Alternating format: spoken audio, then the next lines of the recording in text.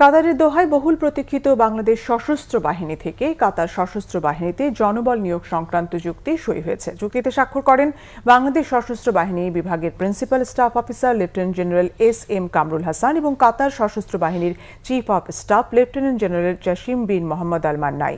চুক্তি স্বাক্ষর অনুষ্ঠানে কাতারে নিযুক্ত বাংলাদেশের রাষ্ট্রদূত মোহাম্মদ হযরত আলী খান, ডেলিগেশন সদস্য এবং দূতাবাসের সংশ্লিষ্ট কর্মকর্তারা উপস্থিত ছিলেন। এর ফলে বাংলাদেশ সশস্ত্র বাহিনীর সদস্যরা কাতার সশস্ত্র বাহিনীতে প্রেষণে নিয়োগের সুযোগ পাবে। প্রাথমিকভাবে আনুমানিক ৮০০ জনকে কাতারে পাঠানো হবে।